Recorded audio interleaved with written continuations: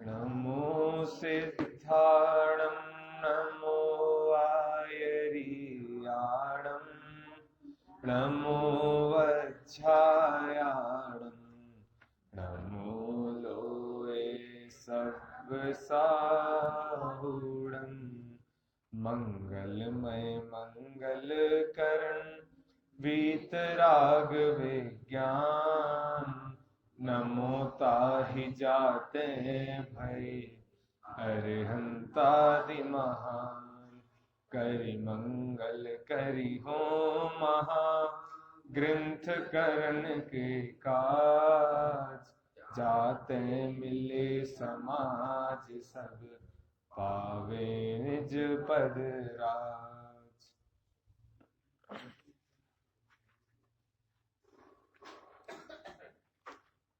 नमो अरिहंताणम और नमो अरहंताणम, ये हम 2-3 शब्द ऐसे बोलते हैं, कहीं अरिहंताणम, कहीं अरुहंताणम, फिर अरहंताणम। ये 3 शब्द मुख्यतः अलग अलग जगह बोले जाते हैं। तीनों से नमस्कार एक ही भगवान को किया है, लेकिन अर्थ तीनों के अलग हैं। जैसे अरिहंताणम, अरिहंताणम मतलब शत्रुओं को जिनने नाश दिया है। शत्रु मतलब जो 4 घाती कर्म है, ऐसे 4 घाती कर्म रूपी शत्रुओं को जिन्होंने नाश दिया है। फिर दूसरा है अरहंताणम, अरहंताणम मतलब अर्ह मतलब होता है पूजने योग्य, तो जो पूजने योग्य है वो ऐसे अरहंत भगवान। तो दोनों से अर्थ अलग अलग निकल रहे हैं, लेकिन नमस्कार एक ही व्यक्ति को किया है या फिर एक ही पूज्य भगवान को किया गया है। तो ऐसे अनेक प्रकार के शब्द होते हैं और ये दोनों ही प्रकार के शब्द हमारी जनवाणी में उल्लेखित हैं कि या तो अरिहंताणम या अरुहंताणम या अरहंताणम। अरुहंताणम का ख्याल नहीं है अभी कि उसका अर्थ क्या है, लेकिन इन दोनों के ख्याल थे। किसका? हाँ, तो ये हो सकता है कि उनने जिनने बीज का नाश कर दिया है, संसार रूपी बीज का, संसार रूपी वृक्ष का, मिथ्यात्व रूपी बीज का, वो सब अरुहंताणम में आ जाते हैं। विगत कुछ दिनों से हम रहस्यपूर्ण चिट्ठी की चर्चा कर रहे हैं, जिसमें स्वानुभव के प्रत्यक्ष और परोक्ष पने की बात चल रही है। अधिक भूमिका ना बनाते हुए आज हम कोशिश करेंगे कि आज हम शॉर्ट में पूरी चिट्ठी कर लेंगे, मीन्स जो उसका सार रूप है उसको पूरा करने का प्रयास करेंगे। कल हमारी जो चर्चा चली थी वो प्रत्यक्ष के ऊपर चली थी कि प्रत्यक्ष क्या होता है। 2 प्रकार के प्रत्यक्ष हैं, एक जो पारमार्थिक प्रत्यक्ष है और एक सामव्यवहारिक है। पारमार्थिक मतलब जहां पर अवधि मना प्रयोग केवल ज्ञान को प्रत्यक्ष कहा है, जो डायरेक्ट आत्मा से हो रहे हैं। और सामव्यवहारिक मतलब जिसे लोक व्यवहार में प्रत्यक्ष कहा जाए। इसके लिए हमने उदाहरण देखे थे कि जो गवाह होता है, जो गवाही देता है, वो क्या बोलता है? मैंने अपनी आंखों से प्रत्यक्ष देखा। तो यद्यपि मति ज्ञान और श्रुति ज्ञान होने से है तो परोक्ष, लेकिन फिर भी उसे लोक में प्रत्यक्ष कहा जाता है, इसलिए वो भी एक प्रकार का प्रत्यक्ष है जिसे हम सामव्यवहारिक प्रत्यक्ष कहते हैं। फिर वहां पे पंडित जी ने घटित किया था कि वो प्रत्यक्ष स्वानुभव में कैसे घटता है। तो वहां बताया कि जब हमारा स्वानुभव होता है, हम स्वानुभव करते हैं या फिर स्वानुभव की दशा होती है, तो उस समय ज्ञान तो हमारे पास 2 ही है, या तो मति ज्ञान है या तो श्रुति ज्ञान है, और वो दोनों ज्ञान है परोक्ष। तो इस हिसाब से तो वो मति जो वो ज्ञान है जो स्वानुभव हुआ वो परोक्ष हुआ। लेकिन उस समय इंद्रियों की प्रवृत्ति रुक जाती है, तो वो स्वानुभव अतीन्द्रिय हुआ। लेकिन स्वानुभव में होता तो जान नहीं है। पहले हम बाहर का जान रहे थे, अब हम आत्मा को जान रहे हैं, तो हो तो जान नहीं रहा है। अब वो जानना कैसे हो रहा है? तो मन के द्वारा मात्र हो रहा है। क्यों? क्योंकि मन ही एक ऐसा पदार्थ है हमारे पास, 5 इंद्रिय और मन में से सिर्फ मन ऐसा है जो रूपी और अरूपी दोनों पदार्थों को जान लेता है। तो रूपी पदार्थों को तो इंद्रिया भी जान रही थी, लेकिन आत्मा है अरूपी, तो ऐसा कह सकते हैं कि मन द्वारा ज्ञान हुआ। तो इस प्रकार से 3 प्रकार से कथन हुए। एक तो स्वानुभव परोक्ष है क्योंकि मतिशुद्ध ज्ञान है, दूसरा स्वानुभव अतीन्द्रिय है क्योंकि उस समय इंद्रियों के विषयों का जानना नहीं हो रहा, और तीसरा स्वानुभव मन जनित है। क्यों? क्योंकि मन अरूपी पदार्थ को जानता है और उस समय हमें आत्मा का जानना हो रहा है, तो मन द्वारा जानना होगा। और इसके अलावा एक बात और आई थी कि फिर प्रत्यक्ष क्यों कहते हैं स्वानुभव को? यदि परोक्ष है तो प्रत्यक्ष क्यों कहा? तो वहां पर एक बात आई थी कि स्वानुभव को प्रत्यक्ष नहीं कहा, प्रत्यक्ष उसे कहा है कि स्वानुभव करने पे जो आनंद आया वो आनंद प्रत्यक्ष है। स्वानुभव प्रत्यक्ष नहीं है। उसके लिए अभी हम जो प्रारंभ करेंगे वहां से पंडित जी बताने वाले हैं कि कैसे प्रत्यक्ष नहीं है। प्रारंभ करते हैं पेज नंबर 345, रहस्यपूर्ण चिट्ठी, सबसे लास्ट पैराग्राफ। इसके ऊपर हमने बात की थी कि जैसे मति शुद्ध ज्ञान है तो उसमें से कौन से ज्ञान से आत्मा को जाना, तो वहां बताया था शुद्ध ज्ञान से आत्मा को जाना। तो इसके फिर हमने अनेक अर्थ किए थे कि शुद्ध ज्ञान भी दो प्रकार का है, एक तो भाव शुद्ध ज्ञान है और एक द्रव्य शुद्ध ज्ञान है। अब द्रव्य शुद्ध ज्ञान मतलब कि जो हमें गुरु सिखाते हैं या फिर जो हमारी जनवाणी में उपलब्ध है। तो सर्वप्रथम हमने जनवाणी से जाना कि द्रव्य कितने हैं, फिर उसमें से आत्मा कौन है, और आत्मा मैं हूं तो मैं कैसा हूं, तो उसका स्वरूप जाना, तो ये हुआ द्रव्य शुद्ध ज्ञान। फिर उसका ही मनन करते रहना और बाद में सारे विकल्पों की निवृत्ति हो जाना, वो होता है निर्विकल्प होना, और वही होता है स्वानुभव। और विकल्प के हमने 2 दिन पहले जो अर्थ देखे थे वो आप सभी को ख्याल में होंगे कि विकल्प कैसे होते हैं, कितने प्रकार के होते हैं। आज का विषय हम प्रारंभ करते हैं पेज नंबर 345। तथा जैसे नेत्रादिक से वर्णादिक जानते हैं, वैसे एक देश निर्मलता सहित भी आत्मा के असंख्यात प्रदेशादिक नहीं जानते हैं, इसलिए साम्यवहारिक प्रत्यक्षपना भी संभव नहीं है। क्या बात चल रही है कि स्वानुभव प्रत्यक्ष है या परोक्ष है? तो अवधि ज्ञान, मनःपरक ज्ञान और केवल ज्ञान तो है नहीं, तो इस हिसाब से स्वानुभव तो परोक्ष हुआ। लेकिन यदि कोई प्रश्न उठाए कि भैया पारमार्थिक प्रत्यक्ष तो नहीं है क्योंकि अवधि ज्ञान, मनःपरक ज्ञान, केवल ज्ञान नहीं है, लेकिन व्यवहार से तो प्रत्यक्ष कह सकते हैं। जैसे हमें बाहर की चीजें प्रत्यक्ष दिखती हैं कि हमने किसी को देखा, चित्र आदि देखे, तो कह देते हैं कि प्रत्यक्ष देखा, तो ऐसे तो प्रत्यक्ष कह सकते हैं। पंडित जी कह रहे हैं ऐसे भी प्रत्यक्ष नहीं है। क्यों? क्योंकि जितनी स्पष्टता से, जितनी निर्मलता से हम बाहर की चीजों को देख लेते हैं, जैसे ये स्टैंड है, हम स्टैंड को जितनी निर्मलता से देख रहे हैं, इसके जो कलर दिख रहे हैं, इसकी जो साइज दिख रही है, इतना स्पष्ट भी आत्मा स्वानुभव में ख्याल में नहीं आता है। ऐसा पंडित जी बता रहे कि जैसे अब कोई जीव ऐसा समझे कि स्वानुभव कर रहे हैं तो स्वानुभव में आत्मा दिखेगा, तो आत्मा तो बिना दिखने वाला पदार्थ है, आत्मा दिख ही नहीं सकता है, तो कैसे दिखेगा? और ऐसा भी नहीं है कि आपका ज्ञान स्वानुभव में इतना निर्मल हो जाए कि जो आत्मा के असंख्यात प्रदेश है वो दिखने लगे, या फिर आत्मा शरीर के प्रमाण है तो शरीर के प्रमाण दिखने लगे। ऐसा तो होने वाला नहीं है। क्यों? क्योंकि आत्मा इतना सूक्ष्म है कि वो सिर्फ केवल ज्ञान का विषय बनेगा, वो सिर्फ केवल ज्ञान का विषय बनेगा। जो अवधि ज्ञान और मनःपरक ज्ञान है, इनका विषय भी बहुत सूक्ष्म है, लेकिन वो सिर्फ कारमाण वर्गणा तक सीमित है। उतना सूक्ष्म नहीं है कि वो आत्मा को डायरेक्ट उसके प्रदेशों सहित जान ले कि आत्मा के असंख्यात प्रदेश हैं, कहाँ कहाँ व्याप्त हैं, कहाँ कहाँ व्याप्त नहीं है। ऐसा अवधि ज्ञान और मनःपरक ज्ञान भी नहीं जान सकते, वो मात्र कारमाण वर्गणा तक सीमित है। और फिर हमारे पास तो मति शुद्ध ज्ञान है, वो तो और भी स्थूल है, तो वो आत्मा के प्रदेशों को तो नहीं जान सकता। इसलिए जब स्वानुभव होता है, तो यदि कोई जीव कहे कि स्वानुभव में हमने आत्मा को देखा, आत्मा को प्रत्यक्ष किया, तो वो आत्मा प्रत्यक्ष नहीं होता है। आत्मा को जानने पर जो स्वाद आया है, जो सुख हुआ है, वो सुख प्रत्यक्ष होता है। जैसे हमने उदाहरण देखा था, अभी आगे भी आने वाला है, कि कोई अंधा व्यक्ति है, उसको लड्डू तो प्रत्यक्ष नहीं है, लड्डू को तो वो देख नहीं पा रहा है, लेकिन लड्डू खाने पर जो मीठा स्वाद आ रहा है, वो स्वाद उसको प्रत्यक्ष है। क्यों? क्योंकि वो स्वाद उसने अभी चखा है और उस स्वाद का वो आनंद ले रहा है, इसलिए वो स्वाद प्रत्यक्ष है, लेकिन वो लड्डू तो प्रत्यक्ष है नहीं। ऐसे ही हमारे को आत्मा के प्रदेश प्रत्यक्ष नहीं है, आत्मा ऐसे डायरेक्ट प्रत्यक्ष नहीं है, लेकिन आत्मा को जानने पर जो स्वाद आया वो प्रत्यक्ष है। कल भी अंत अंत में चर्चा की थी कि आत्मा को तो हम अभी भी जान रहे हैं, लेकिन फिर भी वो स्वाद क्यों नहीं आ रहा है, फिर भी वो सुख क्यों नहीं हो रहा है? तो मूल कारण यही है कि आत्मा को बस हम शास्त्रों से जान रहे हैं। जो शास्त्र, देखिए, जब आत्मानुभव होगा तो शास्त्रों के आधार से, कि जो हमने आत्मा का स्वरूप शास्त्रों में जाना है उसको हम अपने आत्मा से कनेक्ट करेंगे कि जो स्वरूप शास्त्रों में बताया है वही स्वरूप मेरा है, इसके अलावा कोई स्वरूप नहीं है। ऐसा कनेक्ट होने पर जो स्वानुभव होगा, उससे जो सुख उत्पन्न होगा, वही स्वानुभव है और वही प्रत्यक्ष है। ये बात है। लेकिन ऐसा नहीं है कि यदि आप स्वानुभव करोगे तो आपको आत्मा दिख जाएगा, और यदि आप आत्मा को आज तक नहीं जानते हैं तो आपको यही नहीं पता कि हमें अनुभव किसका करना है, अनुभव की दशा में जानना किसको है, तो वहां आपका प्रयत्न नहीं होगा। पहले तो हमें प्रयत्न पूर्वक जानना ही पड़ेगा। क्यों? क्योंकि हमारा ज्ञान साविकल्प है, हमारा ज्ञान बहुत स्थूल है, इंद्रिय मन की सहायता से जानता है। तो सबसे पहले हम गुरुमुख से जानेंगे, जनवाणी से पढ़ेंगे, अनेक प्रकार की व्याप्ति बनाएंगे और उसको जानेंगे। जानने के बाद कभी जब हमारा विचार बैठेगा तब हम शांति से चिंतन मनन करके उसको अपने से कनेक्ट करेंगे, और जब पीछे लिखा था ना कि जब इतना कनेक्ट हो जाए, इतना अपने आप से जुड़ जाओ कि वहां पे ध्यान ध्याता ध्येय का, प्रमाण नए निक्षेप का किसी प्रकार का विकल्प नहीं रहता है, वो दशा निर्विकल्प है और वही दशा स्वानुभोगी दशा है। पर उस दशा में भी आत्मा के प्रदेश प्रत्यक्ष नहीं होते हैं।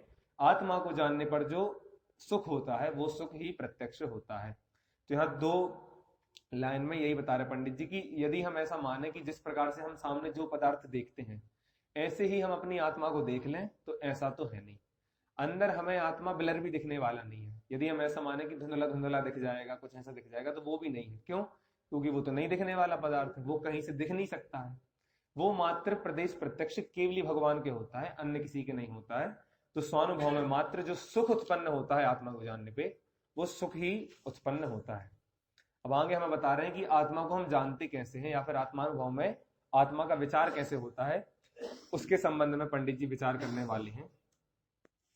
यहां पर तो आगम अनुमानादिक परोक्ष ज्ञान से आत्मा का अनुभव होता है। यहां पर मतलब ये हो रही स्वानुभव दशा की बात। जैनागम जैसा आत्मा का स्वरूप कहा है वैसा जानकर उसमें परिणाम को मगन करता है, इसलिए आगम परोक्ष प्रमाण कहा। कल हमने 5 परोक्ष प्रमाण देखे थे, स्मृति, प्रत्यभिज्ञान, तर्क, अनुमान और आगम। इसको फिर से रिवाइज करते हैं। स्मृति मतलब याद आना, प्रत्यभिज्ञान मतलब जो पूर्व की चीज थी वर्तमान में किसी को देख के उसको कनेक्ट करना, फिर तर्क मतलब जो हम अनेक प्रकार के नियम बनाते हैं कि यहाँ ऐसी चीज है तो वैसी चीज होनी चाहिए। अनुमान मतलब जब वो चीज हमें दिखती है और वो नियम याद में आ जाए तो वो अनुमान है। तर्क और अनुमान कनेक्टेड है आपस में, अलग अलग नहीं है। और आगम मतलब जो हमारे भगवान के वचन है वही आगम है, या वो मौखिक रूप में हो या वो लिखित रूप में हो, कैसे भी रूप में हो। और कल हमने ये भी देखा था कि ये 5 चीज हम हमेशा यूज करते हैं डेली लाइफ में, बस इनके नामों से परिचित नहीं है। तो यहां लिखा सबसे पहले आगम और अनुमान परोक्ष प्रमाण की बात कर रहे हैं कि आत्मा को कैसे जाना। तो आत्मा को जाना या तो आगम से या अनुमान से। सबसे पहले आगम से जानेंगे या अनुमान से। आगम से कैसे? तो या तो गुरुओं से सीख लिया या जिनवाणी में पढ़ लिया, या फिर जो हमारी परंपरा चली आ रही है उससे हमने सुन लिया। तो ये हुआ आगम से जानना। आगम से जानना क्यों है? क्योंकि ये हमारे डायरेक्ट भगवान से कनेक्ट है। जो हम बड़ा मंगलाचरण करते हैं उसमें भी बोलते हैं ना कि तेषां मूल ग्रंथकार द्वारा सर्वज्ञ देवा गणधर देवा प्रति गणधर देवा। तो ये हम क्या करते हैं, ये हम अपनी मूल आमना बताते हैं कि हम जुड़े कहाँ से हैं। ये जो हम वाणी पढ़ रहे हैं ये वाणी है किसकी? तो ये सर्वज्ञ देव की है। फिर सर्वज्ञ देव ने किसको बताई? गणधर को बताई, गणधर ने प्रति गणधर, फिर मुनिराज, फिर मुनिराज से उनके शिष्य, उनके शिष्यों से आगे आते आते हमारे पास तक ये वाणी आई है। और ऐसे ही हम अपना परिचय हमेशा अपने पूर्वजों से देते हैं, अपने मुनिराजों से देते हैं, अपने भगवान से देते हैं। जैसे हम मूर्ति की जो नीचे की वो रहती है, लिखे रहती है, प्रशस्ति रहती है, प्रशस्ति में भी हम लिखते हैं कुंद कुंद नामनाय से यह मूर्ति कनेक्टेड है, या फिर हम कुंद कुंद आचार्य से कनेक्टेड है, वहां पे कुंद कुंद नामनाय ऐसा शब्द लिखते हैं। ये क्यों? क्योंकि लोक में तो हमें कोई प्रमाणिक मानेगा नहीं, हम जो धर्म चला देंगे ऐसा तो नहीं वो प्रमाणिक हो जाएगा। तो हम क्या बता रहे हैं कि हम उस धर्म के व्यक्ति हैं जिस धर्म के कुंद कुंद आचार्य थे। हम उस मत को मानने वाले हैं जिस मत का प्रवर्तन या फिर जिस मत को महावीर भगवान ने बताया था, जिसका उपदेश महावीर भगवान ने दिया था। तो ऐसे ही जो महावीर भगवान ने वाणी कही है उस वाणी के अनुसार आत्मा का स्वरूप जानना। क्या लिखा है कि जैनागम में जैसा आत्मा का स्वरूप कहा है। अब जैनागम क्या है कि चारों जो हमारे अनुयोग हैं उसमें आत्मा का स्वरूप जैसा कहा है वैसा पहले विचार करना या फिर वैसा जानना, और फिर परिणामों को मगन करना। उसमें परिणामों को मगन करना मतलब अपने से कनेक्ट करना, वो है परिणामों में मगन करना। इसके लिए आगे अगले पेज पे उदाहरण है, उसको अपन आगे देखेंगे कि परिणामों को मगन करना क्या होता है। तो पहले आगम से स्वरूप को जाना और फिर उसमें परिणामों को मगन किया, इसलिए आगम परोक्ष प्रमाण है।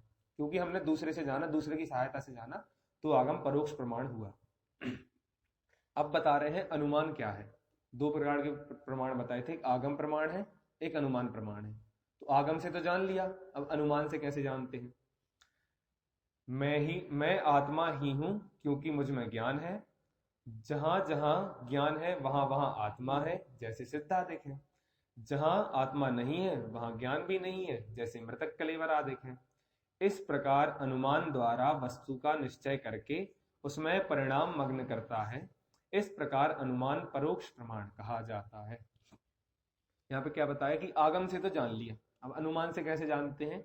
तो आत्मा का अनुमान से निर्णय करते हैं। निर्णय कैसे? सबसे पहले जानना कि मैं जीव हूं। अब मैं जीव क्यों हूं?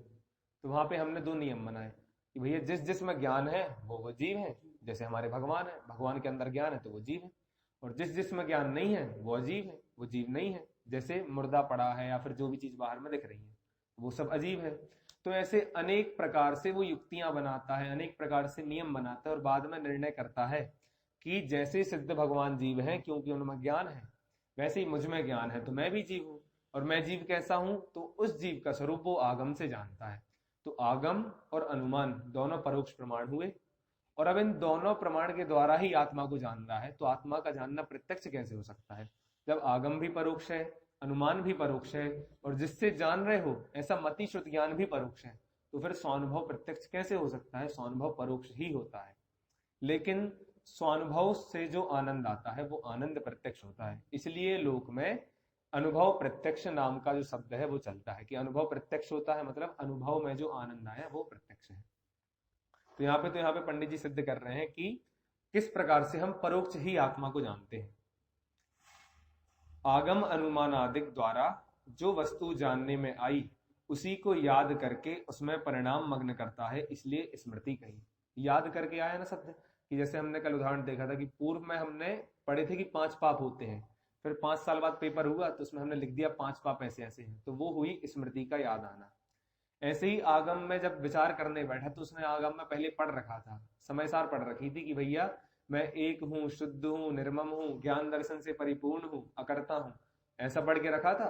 और जब आत्मानुभव करने के लिए प्रयत्नशील हुआ तब उसने ऐसा ही विचार किया कि भैया हमने समय सार जी में पढ़ा था, भगवान ने लिखा था कि मेरा स्वरूप ऐसा है, ऐसा ही विचार करने लगा तो वो स्मृति हो गई।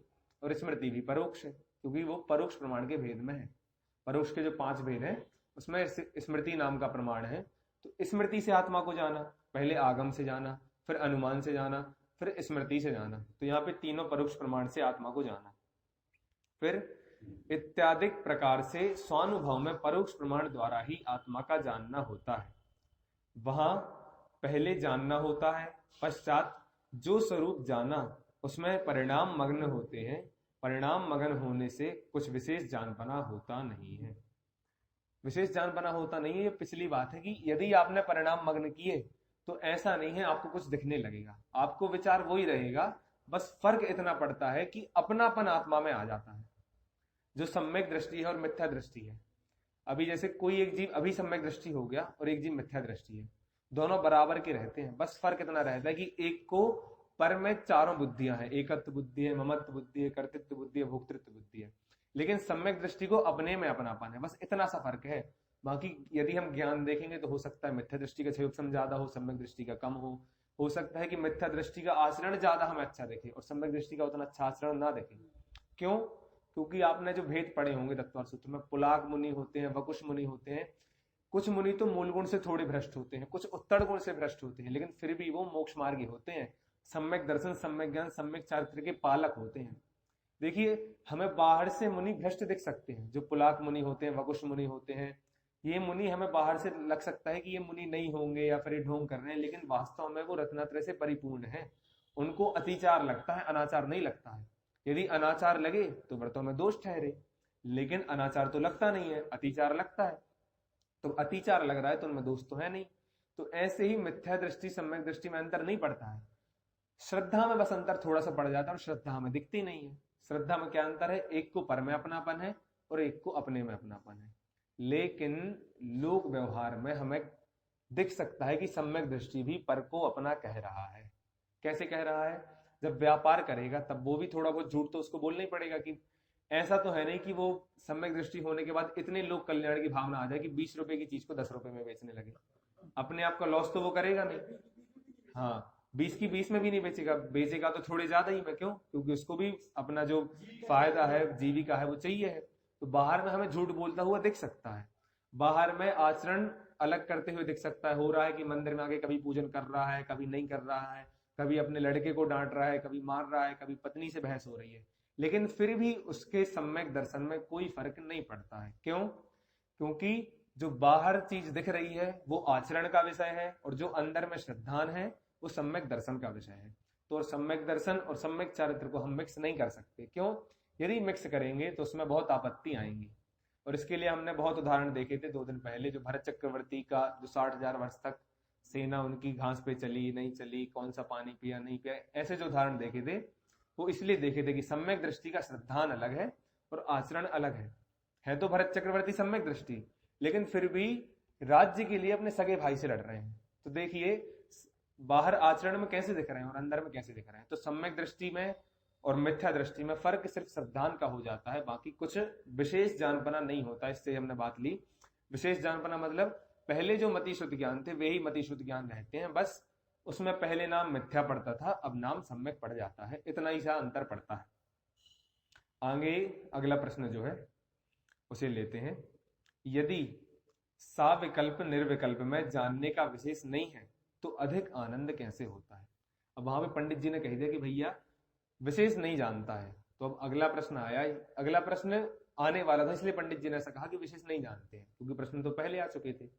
तो प्रश्न ये है कि भैया जब आप साविकल्प दशा में थे, जब दूसरों को जान रहे थे, पर को जान रहे थे, आत्मा को नहीं जान रहे थे, तो उस समय यदि जो जानना हो रहा था वही निर्विकल्प में जानना हो रहा है, तो फिर हमें सुख उत्पन्न क्यों होता है? क्यों? क्योंकि जानना तो पहले भी हो रहा था, जानना तो अब भी होता है, तो हमें सुख उत्पन्न क्यों हो रहा है?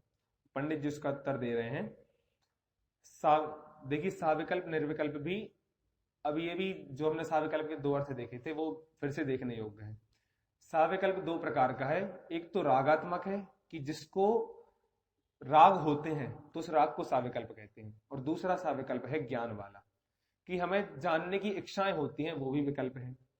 तो सम्यक दृष्टि को जानने की इच्छा तो हो सकती है कि मुझे इसको जानना है उसको जानना है, ऐसी जानने की इच्छा तो हो सकती है।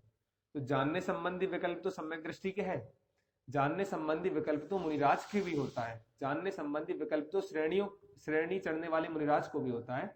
वो अभी अगले पेज पे जो प्रश्न है उसमें आने वाला है कि जानने संबंधी विकल्प श्रेणी में जो 8वें 9वें 10वें 11वें गुण स्थान वाले मुनिराज हैं उनको भी होता है, कि वो अलग अलग पदार्थों को जानते हैं। लेकिन रागात्मक जो विकल्प है वो सम्यक दृष्टि के नहीं होता है। कौन सा रागात्मक विकल्प? अनंतानुबंधी वाला रागात्मक विकल्प। अप्रत्यख्यान प्रत्याख्यान वाला हो सकता है, लेकिन अनंतानुबंधी वाला जो राग का विकल्प है वो सम्यक दृष्टि को नहीं होता है। तो इस प्रकार उसको निर्विकल्प कह रहे हैं। तो यहाँ पे क्वेश्चन है कि यदि साविकल्प दशा में भी जान रहा था, निर्विकल्प दशा में भी जान रहा है, तो फिर जानने में तो अंतर पड़ा नहीं, तो फिर हमें सुख उत्पन्न कैसे होता है? उसका उत्तर दे रहे हैं। साविकल्प दशा में ज्ञान अनेक ज्ञेयों को जानने रूप प्रवर्तता था, निर्विकल्प दशा में केवल आत्मा ही का जानना है। एक तो यह विशेषता है। दूसरी विशेषता यह है कि जो परिणाम नाना विकल्पों में परिणमित होता था वह केवल स्वरूप से ही तादात्म्य होकर प्रवृत्त हुआ। दूसरी यह विशेषता हुई। ऐसी विशेषताएं होने पर कोई वचनातीत ऐसा अपूर्व आनंद होता है जो कि विषय सेवन में उसकी जाति का अंश भी नहीं है, इसलिए उस आनंद को अतीन्द्रिय कहते हैं। यहाँ पे बात इतनी सी कही है कि साविकल्प दशा में हमारा ज्ञान परज्ञेयों में भटक रहा था, तो परज्ञेयों को जानना वो तो हमारा स्वभाव है, लेकिन हमने अभी तक अपने को तो जाना नहीं था, कभी अपने को नहीं जाना आत्मा को। तो जब हमें उसकी पहली बार प्राप्ति हुई, पहली बार जब हमने अपनी आत्मा को जाना, तो उस समय कोई एक ऐसा आनंद प्रकट होता है, ऐसा सुख प्रकट होता है कि जिसकी जाति का अंश भी विषयों में नहीं है। जाति का अंश नहीं है मतलब जितना सुख हमें विषयों को भोगने में आता है, जिस जाति का सुख आता है उस जाति का सुख नहीं है, उससे अनंत गुणा भी नहीं कह सकते। यही बात है। जब वो मोक्ष तत्व संबंधी भूल पंडित जी ने लिखी है, वहां पे पंडित जी ने मोक्ष तत्व संबंधी भूल में लिखा है कि जीव मोक्ष तत्व संबंधी भूल क्या है कि वो जीव कहता है कि स्वर्ग से अनंत गुणा सुख मोक्ष में है। अब ये तो हमें सबको सही लगता है कि भैया स्वर्ग से तो अनंत गुणा होगा, लेकिन स्वर्ग से अनंत गुणा हो ही नहीं सकता। क्यों? क्योंकि स्वर्ग में तो सुख ही नहीं। यदि स्वर्ग में सुख होता तो उससे अनंत गुणा होता, और स्वर्ग में सुख 0% है, और 0 का यदि अनंत गुणा करें तो कितना होगा? 0 ही होगा। तो मोक्ष में तो सुख है लेकिन स्वर्ग में सुख है नहीं। तो क्या है कि मोक्ष में जो सुख है वो स्वर्ग की जाति से बिल्कुल विपरीत है। स्वर्ग का सुख है इंद्रिय वाला और मोक्ष का सुख है अतीन्द्रिय वाला। ऐसे ही स्वानुभव का निर्विकल्प दशा का सुख है अतीन्द्रिय जाति वाला, और लेकिन जो हम साविकल्प दशा में रहते हैं उसका सुख है इंद्रिय जाति वाला। तो ऐसे दोनों की जातियां ही विपरीत है, तो फिर दोनों के सुख भी अलग होंगे। तो यहाँ पे वही बताया कि जाति का अंश भी नहीं है। जब हम साविकल्प दशा में होते हैं, दूसरे पदार्थों को जानते हैं, उसमें अतीन्द्रिय जाति का अंश भी नहीं है। क्यों? क्योंकि हम इंद्रियों की सहायता ले रहे हैं। और जो आत्मानुभव होता है वो अतीन्द्रिय होता है। क्यों? क्योंकि इंद्रिय अमूर्तिक पदार्थों को जानती नहीं है, इसलिए स्वानुभव अमूर्त अतीन्द्रिय होता है। और अतीन्द्रिय होने से वहां पर वैसा आनंद प्रकट होता है जो आज तक प्रकट नहीं हुआ। तो इतनी विशेषता स्वानुभव करने पर हमें प्रकट होती है। ये प्रश्न भी हमने समझ लिया, और सरल प्रश्न है इसलिए हम आगे बढ़ते हैं। और आज जो कि लास्ट दिन है रहस्यपूर्ण चिट्ठी के लिए, तो हम आज इसको सार रूप में पूरा कर ही लेंगे। अभी एक प्रश्न और पढ़ते हैं, फिर सार रूप में देखेंगे कि इसमें आगे क्या क्या चर्चा पंडित जी ने की है। अनुभव में भी आत्मा परोक्ष ही है, तो ग्रंथों में अनुभव को प्रत्यक्ष कैसे कहते हैं? ऊपर की गाथा में ही कहा है, पच्चखो अनुभवो जम्हा सो कैसे है। अभी ये प्रश्न हमें भी उठ सकता है कि पंडित जी पिछले 3-4 पेज से हमें यह सिद्ध कर रहे हैं कि स्वानुभव परोक्ष ही होता है, लेकिन हमने अभी तक तो यही सुन के रखा है कि स्वानुभव प्रत्यक्ष ही होता है। ग्रंथों में भी प्रत्यक्ष लिखा है, क्योंकि उन्होंने यहाँ पे उदाहरण दिया, पच्चखो अनुभवो जम्हा, मतलब पच्चखो मतलब प्रत्यक्ष, अनुभवो मतलब अनुभव, और जम्हा मतलब जब तक प्रत्यक्ष अनुभव होता है। ये गाथा का एक अंश है, पूरी गाथा जिस ग्रंथ की है वहां पे देख लेना चाहिए। तो यहाँ पे उन्होंने ग्रंथ का उदाहरण दिया कि हमने ग्रंथ में पढ़ा है कि जब तक प्रत्यक्ष अनुभव होता है तो अनुभव प्रत्यक्ष हुआ। तो ग्रंथों में अनुभव प्रत्यक्ष क्यों कहते हैं? आप तो कह रहे हो अनुभव परोक्ष है, तो वहां पे अनुभव को प्रत्यक्ष सिद्ध क्यों किया है? तो यहाँ पे पंडित जी जो अंधे वाला उदाहरण है, उसी अंधे वाले उदाहरण को देते हुए सिद्ध करेंगे कि अनुभव को प्रत्यक्ष क्यों कहा है। अनुभव में आत्मा तो परोक्ष ही है, आत्मा के प्रदेश आकार तो भाषित होते नहीं है, परंतु स्वरूप में परिणाम मग्न होने से जो स्वानुभव हुआ वह स्वानुभव प्रत्यक्ष है। स्वानुभव प्रत्यक्ष क्या है? कि स्वरूप में मग्न करने पे जो स्वानुभव हुआ। स्वानुभव मतलब देखो, अनुभव मतलब होता है किसी चीज का प्रकट हो, किसी चीज का ज्ञान होना। अनुभव मतलब होता है ज्ञान होना। ज्ञान की अनेक पर्याय हैं, उसमें से एक पर्याय अनुभव है। और ज्ञान हमारा स्वभाव है, तो जब जब हम ज्ञान करेंगे तब तब आनंद होना चाहिए। हमें जिसको जानने की इच्छा होती है उसको यदि हम जान लें तो हमें अच्छा लगता है, तो वो भी एक प्रकार का आनंद है।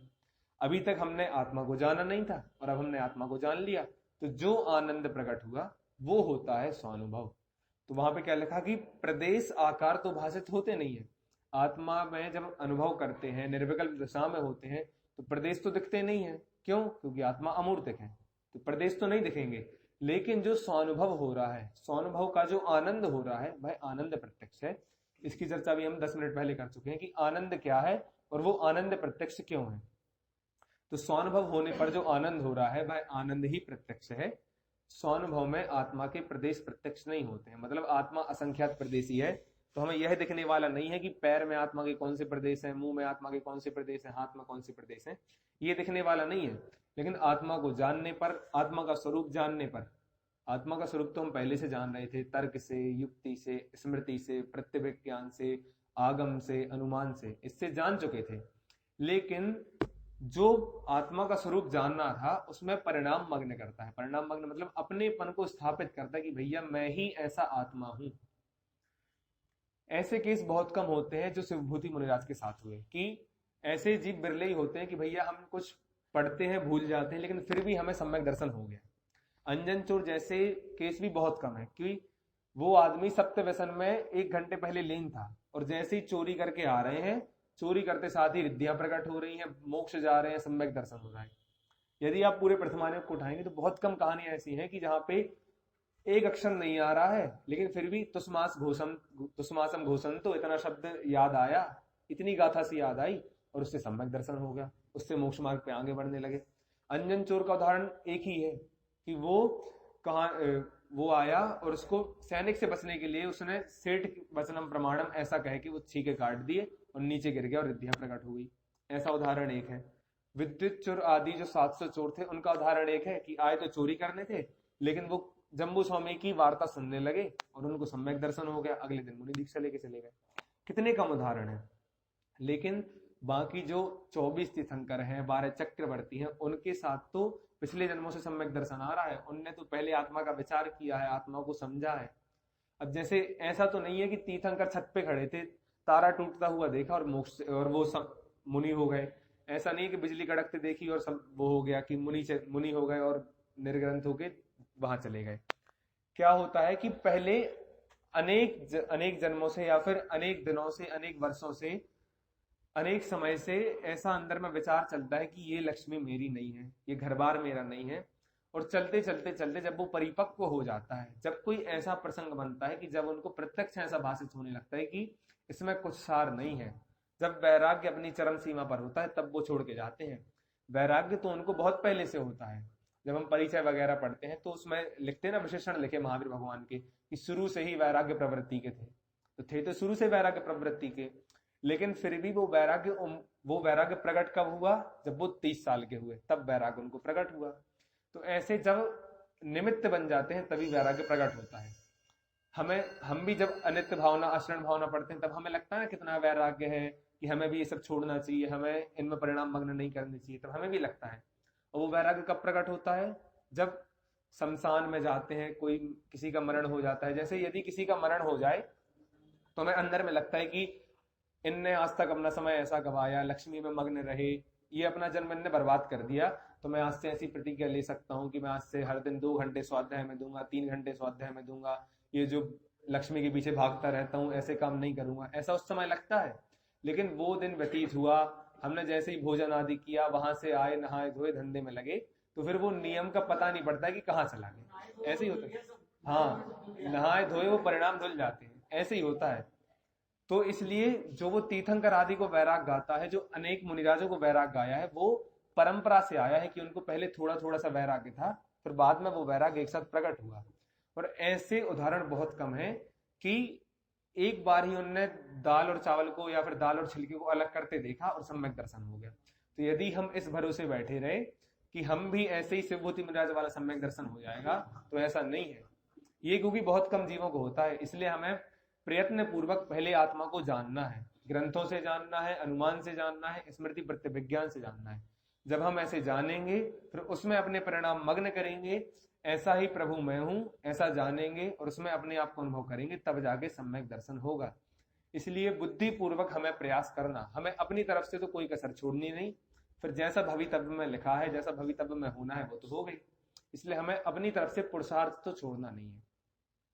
जो 9वें अध्याय में पुरुषार्थ का प्रकरण है, एक प्रश्न उठाया है कि यदि आप कह रहे हो कि सम्यक दर्शन जब होना है जब होगा, तो इसमें पुरुषार्थ का तो कोई रोल नहीं है। वहां पे पंडित जी ने लिखा कि काल लब्धि क्या है, कि सम्यक दर्शन जिस समय हो गया वो काल लब्धि है। भवितव्यता क्या है, कि जो हो गया वो भवितव्यता है। तो काल लब्धि और भवितव्यता तो कोई वस्तु हुई नहीं। क्यों? क्योंकि सम्यक दर्शन हुआ तो वो सम्यक दर्शन की भवितव्यता, और आज हो गया तो आज सम्यक दर्शन की काल लब्धि। तो काल लब्धि और भवितव्यता तो कोई वस्तु नहीं है। हमारे हाथ में क्या है? सिर्फ पुरुषार्थ है। हमारे हाथ में सिर्फ पुरुषार्थ है। तो पुरुषार्थ करके जब आप परिणाम मग्न करोगे, तब सहज ही ऐसे निमित्त बन सकते हैं कि दर्शन मोहिनी का उपशम हो जाए, क्षय हो जाए, क्षयोपशम हो जाए। और वो निमित्त यदि बन गया तो उस समय सहज ही काल लब्धि भी आ जाएगी, भवितव्यता भी हो जाएगी। तो सम्यक दर्शन ऐसे ही होगा। राजमार्ग तो यही है। और यदि आप काल लब्धि के भरोसे बैठे रहे तो फिर कल्याण होने वाला नहीं है। क्यों? क्योंकि प्राप्ति उसी को होगी जो पुरुषार्थ करेगा। यदि पुरुषार्थ नहीं करेंगे तो हमें अनुभव की प्राप्ति होने वाली नहीं है। हाँ, बीज तो बोना ही पड़ेगा। यदि हमें अपने मम्मी पापा या फिर अपने पूर्वज मंदिर में नहीं भेजते, तो आज तो हम यही नहीं जान पाते कि स्वानुभव क्या होता है, आत्मा क्या होता है। पहले हमने पुरुषार्थ किया कि आत्मा क्या होता है, स्वानुभव क्या होता है, जैन धर्म सही है नहीं है, ये निर्णय किए, यहाँ बैठे, जब हमें ये अच्छा लगा तब हम यहाँ और पुरुषार्थ करते हैं और सोचते हैं कि हमें और पढ़ना है और लिखना है और ऐसा विचार करना है जिससे हमें भी आत्मानुभव प्रकट हो। जब ऐसे हम पुरुषार्थ करते हैं तब जाके हमें आत्मानुभव प्रकट होता है। आत्मानुभव ऐसा नहीं है कि कोई देव आएगा आके बांट जाएगा, ये चीज नहीं है, बंटने वाली चीज नहीं है, वो अपने पुरुषार्थ से ही प्रकट होने वाली चीज है। और ये जो उदाहरण है अंध पुरुष वाला, वो उदाहरण हम पहले सुन चुके हैं, इसलिए उस उदाहरण को छोड़ते हैं। सिद्ध बस इतना किया है कि जैसे अंधे को लड्डू नहीं दिखता है लेकिन लड्डू का स्वाद आता है, उसी प्रकार अनुभव में आत्मा नहीं दिखता है लेकिन आत्मा को जानने का जो रस है, आत्मा को जानने पर जो सुख है, वो सुख प्रकट होता है। इसलिए वो सुख ही प्रत्यक्ष है, आत्मा के प्रदेश प्रत्यक्ष नहीं है। अब चूंकि समय कम है तो हम थोड़ा स्पीड से सार रूप में देखते हैं।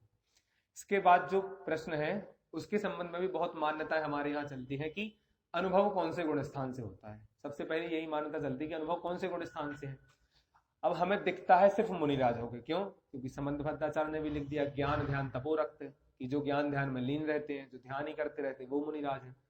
तो ऐसी बहुत सारी मान्यता है कि या तो श्रेणी में ही अनुभव होता है, या 7वें गुण स्थान से होता है, या फिर 5वें गुण स्थान में हो सकता है। ऐसा बहुत सारे लोग मानते हैं, लेकिन अनुभव चौथे गुण स्थान से होता है। बस फर्क कितना पड़ता है कि जितना काल चौथे गुण स्थान में है, उससे ज्यादा काल 5वें का है, उससे ज्यादा काल 6वें 7वें का है, उससे ज्यादा काल श्रेणी के गुण स्थानों का है, उससे ज्यादा काल 12वें 13वें 14वें गुण स्थान का है, और सिद्ध भगवान में तो काल का कोई भेद भी नहीं है। तो ऐसे काल बढ़ते जाता है, लेकिन अनुभव प्रकट कब होता है? अनुभव चौथे में प्रकट होता है। यदि और सूक्ष्मता में जाए तो चौथा गुणस्थान प्रकट हो, उससे एक समय पहले अनुभव हो जाता है। कैसे? करण लब्धि है, करण लब्धि में आत्मा में परिणाम विशेष मग्न होते हैं। अनिवृत्तिकरण के परिणाम बहुत उत्कृष्ट परिणाम है, सर्वोत्कृष्टतम परिणाम है करण लब्धि के, उसमें परिणाम आत्मा में मग्न है। और करण लब्धि जब पूरी होती है, उसके एक समय बाद सम्यक दर्शन होता है, तो करण लब्धि में ही आत्मा का अनुभव हो जाता है, करण लब्धि में ही आत्मा जानने में आ जाता है, फिर आत्मा में अपनापन हो जाता है, फिर सम्यक दर्शन हो गया, ऐसा कहने में आता है। तो वास्तव में तो अनुभव चौथे गुण स्थान से प्रारंभ हुआ, ऐसा कह देते हैं। वास्तव में चौथे गुण स्थान से ही प्रकट हुआ, लेकिन परंपरा क्या है कि जीव मानते नहीं है चौथे गुण स्थान से प्रारंभ हुआ। क्यों? क्योंकि चौथे गुण स्थान वाले का हम निर्णय नहीं कर सकते कि वो चौथे में है कि नहीं है। चौथे गुण स्थान वाले के श्रद्धांत तो दिखता नहीं है, दिखता आचरण है, और आचरण से हम निर्णय कर नहीं सकते वो कौन से गुण स्थान में है। 5वें गुण स्थान वाले का निर्णय कर सकते हैं। क्यों? क्योंकि जो 11 प्रतिमाओं का पालन कर रहा है, 12 व्रतों का पालन कर रहे हैं, वो 5वें वाला है। जो 28 मूल गुणों का पालन कर रहे हैं, वो मुनिराज है। लेकिन चौथे गुण स्थान में तो ऐसा कोई नियम है नहीं। अन्याय अनित्य पक्ष का त्याग है, तो वो तो सामान्य जैनियों के होता है, जो सामान्य सदाचार रखते हैं उनको होता है। अब हम सब हैं, तो हम सब भी अनैतिक कार्य वैसे नहीं करते हैं जो समाज में अनैतिक माने जाते हैं। फिर अभक्ष आदि का भक्षण नहीं करते हैं, लोक विरुद्ध कार्य नहीं करते हैं, तो ऐसे अन्याय अनित्य पक्ष का तो हमारा भी त्याग है। तो इसका मतलब ये थोड़ी कि हम सभी सम्यक दृष्टि हैं। इसलिए सम्यक दृष्टि का आचरण नहीं दिखता है, तो सम्यक दृष्टि नहीं दिखते हैं, तो इसलिए वहां पर कह देते हैं कि सम्यक दर्शन जो चौथे गुण स्थान वाला है उसको अनुभव नहीं है, जो बाहर से दिख रहा है उसको अनुभव है। लेकिन वास्तव में चौथे गुण स्थान से ही आत्मानुभव प्रारंभ हो जाता है। बस फर्क इतना है कि अनुभव का काल बहुत कम होता है। अनुभव का काल चौथे गुण स्थान में बहुत अलग अलग प्रकार से है। जैसे जिसको छायक सम्यक्त है, उसको यदि 3 भव तक मुनि नहीं बन पा रहा है, 3 भव तक मोक्ष नहीं हो रहा है, तो 3 भव तक उसको अनुभव थोड़े थोड़े काल में होगा। जो उत्कृष्ट काल हमने 6 महीने का देखा था कि 6 महीने में एक बार तो हो ही जाएगा। और निकृष्टतम काल कितना है कि 1 सेकंड से कम भी अनुभव हो सकता है। जो चौथे गुण स्थान में आया उसका काल 1 सेकंड से भी कम हो। क्यों? क्योंकि यदि चौथे गुण स्थान का काल देखें तो 2 काल है। एक तो छायक सम्यक्त की अपेक्षा जो 3-4 भाव मान लें, 33 सागर मान लें, यदि छायक सम्यक्त की अपेक्षा 66 सागर मान लें, तो ये तो सबसे बड़ा काल हो गया। सबसे छोटा काल क्या है? 1 आवली प्लस 1 समय। और ये 1 आवली प्लस 1 समय कितना है? 1 सेकंड के बराबर भी नहीं है, 1 सेकंड से कम है। तो चौथा गुणस्थान का काल ही इतना सा हो रहा है, तो फिर वहां पे अनुभव को कैसे देखें? 5वें गुणस्थान का काल अंतर्मूर्त का है तो वो बड़ा है, 6वें गुणस्थान का काल अंतर्मूर्त का है, वो बड़ा है। तो यहाँ पे उन काल में आत्मानुभव जीव दिख सकता है कि वो सामायिक में बैठा है, ये सब कर रहा है, लेकिन चौथे गुणस्थान का काल ही इतना सा है, तो वहां पे आत्मानुभव जीव मानते नहीं है। लेकिन अनुभव चौथे गुणस्थान से ही प्रारंभ हो जाता है। यदि चौथे गुणस्थान में अनुभव प्रारंभ ना हो तो फिर वहां पे संवर नहीं हो सकता है। लेकिन चौथे गुण स्थान में संवर होता है, इसलिए चौथे गुण स्थान में अनुभव है। कितना संवर होता है? 41 प्रकृतियों का संवर होता है। कौन कौन सी 41 है? त्रेन से गति नहीं बंधेगी, मनुष्य गति में भी जो कर्म भूमि वाली है वो नहीं बंधेगी, देव में भी जो 3 देव की आयु है वो नहीं बंधेगी, फिर बाद में निगोद आदि नहीं बंधेगे, 2 इंद्रिय 3 इंद्रिय 4 इंद्रिय की आयु नहीं बंधेगी, ऐसे मिथ्यात्व तो नहीं बंधेगा, अनंतानुबंधी नहीं बंधेगी। तो ये सारी चीजें रुक गई ना, ये चौथे गुण स्थान में रुक रही है। रुकेगी क्यों? क्योंकि हमने स्वरूप अनुभव किया है। यदि अनुभव नहीं करते तो संवर नहीं होता, तो अनुभव हुआ है इसलिए संवर हो रहा है। इसलिए चौथे गुण स्थान से ही अनुभव प्रारंभ हो गया। अब बहुत सारे जीव कहते हैं कि चौथे गुण स्थान में चलो अनुभव हो गया, लेकिन चारित्र तो होता नहीं है। और दर्शन और चारित्र का तो अविनाभाव संबंध है कि जहां जहां दर्शन होगा वहां वहां चारित्र होना ही है।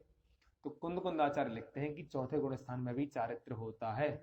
अन्याय अनिति अभक्ष वाला तो बहुत मोटा है, लेकिन स्वरूपाचरण चारित्र होता है, सम्यक्त्वाचरण चारित्र होता है। सम्यक्त्वाचरण मतलब सम्यक्त के साथ जितना आचरण होना चाहिए उतना आचरण होता है, उसे ही सम्यक्त्वाचरण चारित्र कहते हैं। इसलिए सम्यक्त चौथे गुण स्थान में प्रकट होता है, अनुभव चौथे गुण स्थान में प्रकट होता है, सम्यक चारित्र चौथे गुण स्थान प्रकट में होता है, सम्यक ज्ञान चौथे गुण स्थान में प्रकट होता है।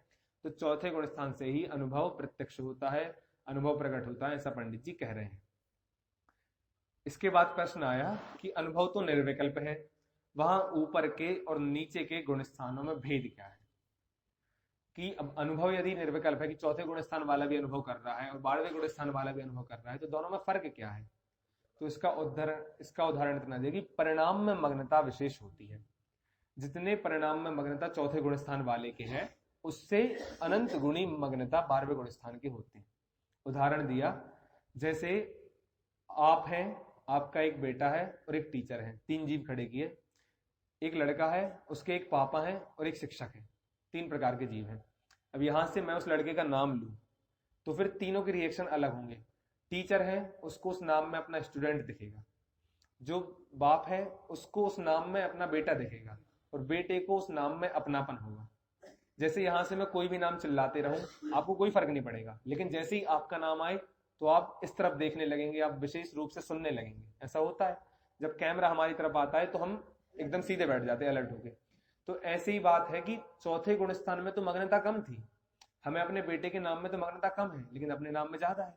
ऐसी चौथे गुण स्थान में तो मग्नता कम है, लेकिन 5वें गुण स्थान में उससे असंख्यात गुणी है, 6वें में और असंख्यात गुणी है। ऐसे बढ़ते बढ़ते बढ़ते सिद्ध भगवान तक अनंत गुणी मग्नता हो जाती है। तो निर्विकल्प दशा जो बढ़ती रहती है उसमें मात्र इतना सा अंतर है कि परिणाम मग्न विशेष होते हैं।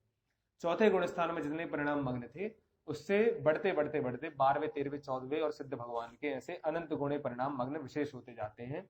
तो साविकल्प दशा और निर्विकल्प दशा, इसमें इतना ही अंतर पड़ता है।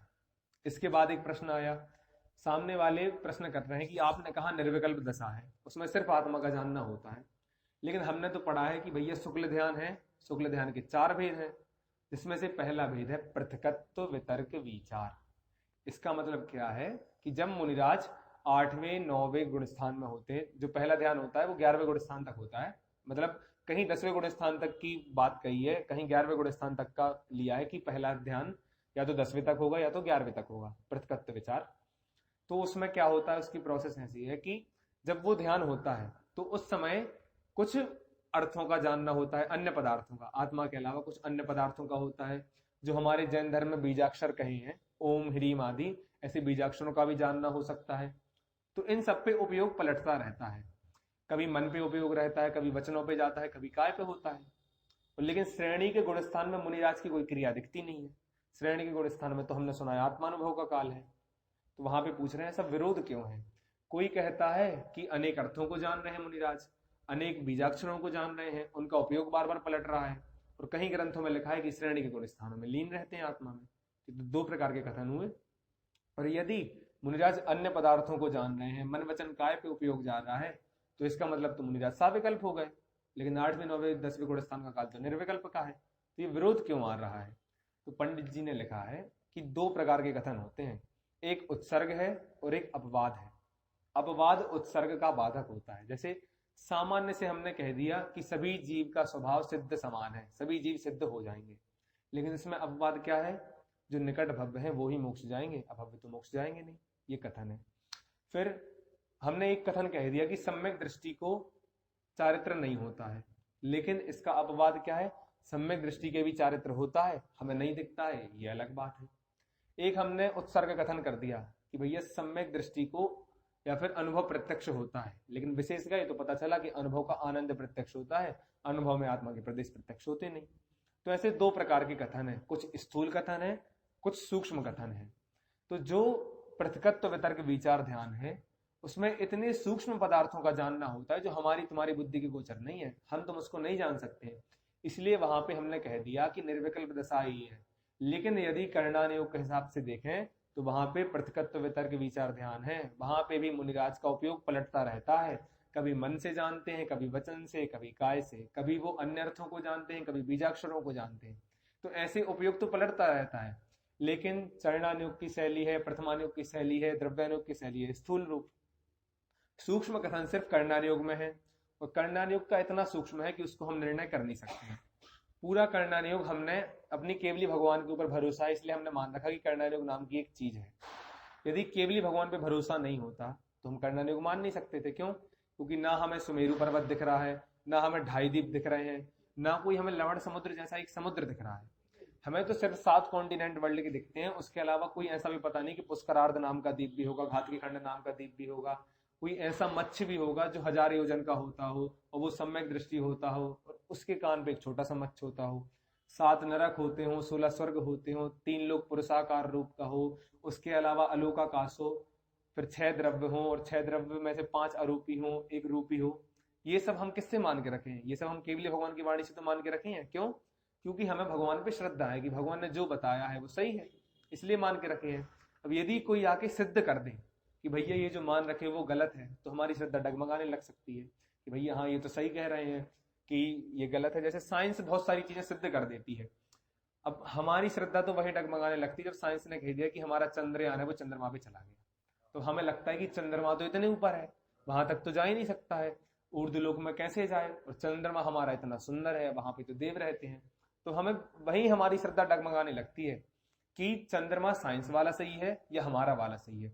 यदि हमारा वाला सही है तो फिर ये साइंस वाला क्यों है? और साइंस तो सही कहती है कि चंद्रमा पे दाग है, हम चंद्रमा को देखते हैं, वहां पे दाग हमें दिखते हैं, जूम करते हैं, फोटो लेते हैं, दाग दिखते हैं, तो हमारी श्रद्धा तुरंत डगमगाने लगती है। तो कर्णानुयोग के कथन इतने सूक्ष्म है कि हम उनको अपनी बुद्धि से नहीं ग्रहण कर सकते हैं, उसको हमें केवली भगवान के अनुसार ही मानना पड़ेगा। लेकिन चरणानुयोग के कथन, प्रथमानुयोग के कथन और द्रव्यानुयोग के कथन हम अपनी बुद्धि से निर्णय कर सकते हैं। ये 3 ग्रंथ ऐसे हैं जिनमें हम परीक्षा कर सकते हैं और परीक्षा करके इनका निर्णय कर सकते हैं।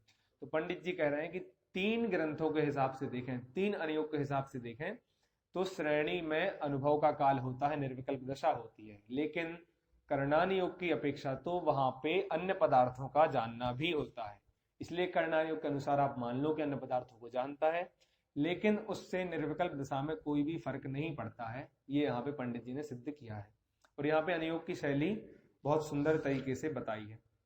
अब यहाँ पे 3 दृष्टांत आए हैं आगे कि एक द्वितीया का चंद्रमा है। द्वितीया का चंद्रमा मतलब अमावस्या फिर एकम फिर द्वितीया, तो जो थोड़े थोड़े चंद्रमा बढ़ता जाता है। हाँ, दूज का चंद्रमा है। फिर एक जल की बिंदु है और एक चिंगारी है। 3 प्रकार से उदाहरण लिया। एक द्वितीया का चंद्रमा है, एक जल की बूंद है और एक अग्नि की चिंगारी है। और ये तो हुए एक देश। और सर्वदेश क्या हुआ? द्वितीय के चंद्रमा की जगह पूर्णिमा का चंद्रमा है, जल की बिंदु की जगह एक समुद्र है और अग्नि की चिंगारी की जगह पूरी अग्नि का कुंड है। तो एक देश है और एक सर्वदेश है। ऐसे ही सम्यक दृष्टि का सम्यक दर्शन है और सिद्ध भगवान का सम्यक दर्शन है। सम्यक दृष्टि के सम्यक दर्शन प्रकट होने पर कुछ गुण है और सिद्ध भगवान के कुछ गुण हैं। तो सिद्ध भगवान के गुण सर्वदेश होते हैं, सम्यक दृष्टि के गुण एक देश होते हैं।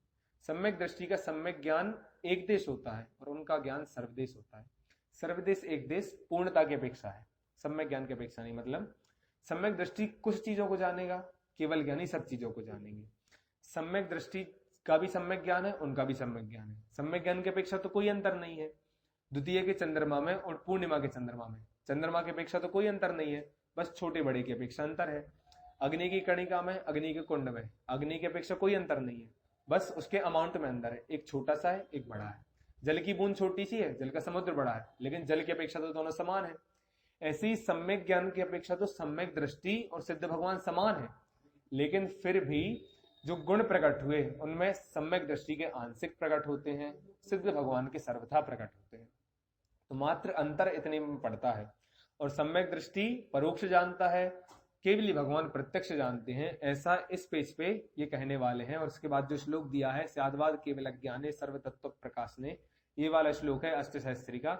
इसमें सिद्ध किया है कि वस्तु को तो श्रुत ज्ञान भी जान रहा है, वस्तु को तो केवल ज्ञान भी जान रहा है, बस फर्क इतना है कि एक प्रत्यक्ष है और एक परोक्ष है। तो केवल ज्ञान और जो सम्यक दृष्टि का सम्यक ज्ञान है वो सम्यक ज्ञान की अपेक्षा तो समान है, लेकिन फिर भी प्रत्यक्ष और परोक्ष की जगह अलग अलग है। यहाँ पे ऐसा सिद्ध किया है।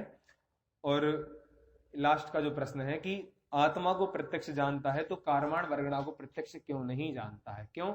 क्योंकि आत्मा के प्रदेश तो कारमान वर्गणा से भी सूक्ष्म है। तो यदि कोई जीव आत्मा को प्रत्यक्ष जाने तो उसे कारमान वर्गणा को भी प्रत्यक्ष जानना चाहिए।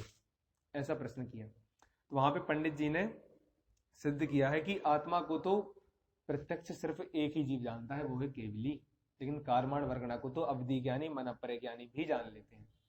अब यदि अवधि ज्ञान के विषय पढ़े तो जो सर्वावधि ज्ञान है ना, वो 3 लोग को जानता है। जैसे केवल ज्ञान 3 लोग को जान लेता है, वैसे सर्वावधि ज्ञान भी, परमावधि ज्ञान, सर्वावधि ज्ञान भी 3 लोग को जान लेता है। अब बस फर्क कितना पड़ता है कि वो सभी पर्याय को नहीं जान पाता है और रूपी के अलावा किसी द्रव्य को नहीं जान पाता है, बाकी जान तो तीनों लोग को लेता है। तीनों लोक में जितने रूपी द्रव्य हैं उन सभी द्रव्यों को सर्वावधि ज्ञान ग्रहण कर लेता है। तीनों लोक की समस्त कारमान वर्गणाओं को वो सर्वावधि ज्ञान जान सकता है, लेकिन आत्मा को नहीं जान सकता है। आत्मा को प्रत्यक्ष मात्र एक केवल ज्ञानी ही जानता है। केवल ज्ञानी के अलावा अन्य कोई जीव भी आत्मा को प्रत्यक्ष नहीं जान सकते हैं। और लास्ट में एक और प्रश्न है कि द्वितीयादिक चंद्रमा की भांति आत्मा के प्रदेश थोड़े से खुले कहो। मतलब जैसे द्वितीय का चंद्रमा थोड़ा सा दिख रहा है, ऐसे हमें भी आत्मा के थोड़े से प्रदेश दिखने चाहिए। यदि सम्यक दृष्टि के थोड़े से गुण प्रकट हो रहे हैं, केवल ज्ञानी के पूरे गुण प्रकट हो रहे हैं, द्वितीय का चंद्रमा थोड़ा सा दिख रहा है, पूर्णिमा का चंद्रमा पूरा दिख रहा है, तो फिर सम्यक दृष्टि को थोड़ा सा आत्मा दिखना चाहिए, केवल ज्ञानी को पूरा दिखना चाहिए। ऐसा प्रश्न किया। तो उन्होंने कहा कि जो दृष्टांत है वो एक देश होता है, सर्वदेश नहीं होता है। तो इसलिए ये जो दृष्टांत दिया वो गुण की अपेक्षा दिया कि गुणों में समानता है। ऐसा नहीं कि जैसे केवली भगवान को प्रदेश दिखते हैं ऐसे तुम्हारे थोड़े से प्रदेश दिख जाएंगे, या फिर थोड़े से प्रदेशों में सम्यक दर्शन होने पे उजेला हो जाएगा, कुछ अच्छे दिखने लगेंगे। ऐसा नहीं है। प्रदेश जैसे पहले थे वैसे अभी हैं, बस आपको अनुभव प्रत्यक्ष होता है, जो आनंद प्रत्यक्ष होता है अनुभव में, वो प्रत्यक्ष होता है। इस प्रकार से हमने रहस्यपूर्ण चिट्ठी के समस्त प्रश्नों को देखा कि किस प्रकार से सामने से प्रश्न आए थे और किस प्रकार से उनने पंडित जी ने तर्क, युक्ति और उदाहरण से उनका समाधान किया। लास्ट में बस इतना है कि पंडित जी ने समापन करते हुए भावना भाई है कि आप ऐसी चिट्ठियां बार बार दिया कीजिए और स्वाध्याय करने की प्रेरणा ही दी है, अन्य कुछ विशेष नहीं है। और लास्ट में जो डेट दी गई है रहस्यपूर्ण चिट्ठी की 1811 में सबसे पहले, ये सबसे पहला ऐसा लिपिबद्ध कार्य है जो पंडित टोडरमल जी द्वारा हुआ है। इसके पहले उन्होंने कुछ नहीं लिखा था। वो उनका उद्देश्य मात्र एक था कि वो तत्व प्रचार करें और जीवों को सही धर्म की राह दिखाएं, कि जो सही धर्म है वो बताएं कि ये सही मार्ग है, इसके अलावा दूसरा सही मार्ग नहीं है। तो पंडित जी ने सर्वप्रथम ये चिट्ठी तो मुल्तान ने जहानाबाद भेजी, जहानाबाद ने पंडित जी को भेज दी। अब पंडित जी ने क्या, पंडित जी ने सोचा कि साधर्मी भाई है तो उत्तर लिख के भेज दो। उत्तर लिख के भेज दिए। फिर उनको ऐसा आइडिया आया कि भैया तत्व प्रचार सिर्फ प्रवचन से नहीं हो सकता, तत्व प्रचार लिखकर भी हो सकता है।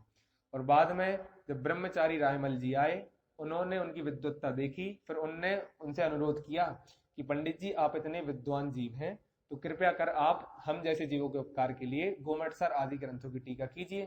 तो पंडित जी ने फिर जो सम्यक ज्ञान चंद्रिका है वो लिखी, त्रिलोकसार लिखा, फिर उसके बाद पुरुषार्थ सिद्धि उपाय, आत्मानुशासन भाषा टीका, इन सारे ग्रंथों की रचना ब्रह्मचारी रायमल जी की प्रेरणा से की। तो पंडित जी की ग्रंथ लिखने की प्रेरणा में ब्रह्मचारी रायमल जी निमित्त थे। ऐसे ही पंडित जी हमें प्रेरणा दे रहे हैं कि आप भी स्वाध्याय कीजिए, क्योंकि स्वाध्याय करने में ही कल्याण हो सकता है। अभी ऐसा काल तो नहीं है कि तीर्थंकर साक्षात आगे उपदेश दे दें, तो हमारे पास मात सम उपकार करते शास्त्र ही आधार हैं, शास्त्र के अलावा कोई आधार नहीं है। इसलिए हमें शास्त्रों का गहराई से अध्ययन करें, स्वाध्याय करें और शीघ्र ही स्वानुभव करके मोक्ष रूपी लक्ष्मी का वर्ण करें। इसी भावना के साथ अभी की बात को यहीं समाप्त करते हैं।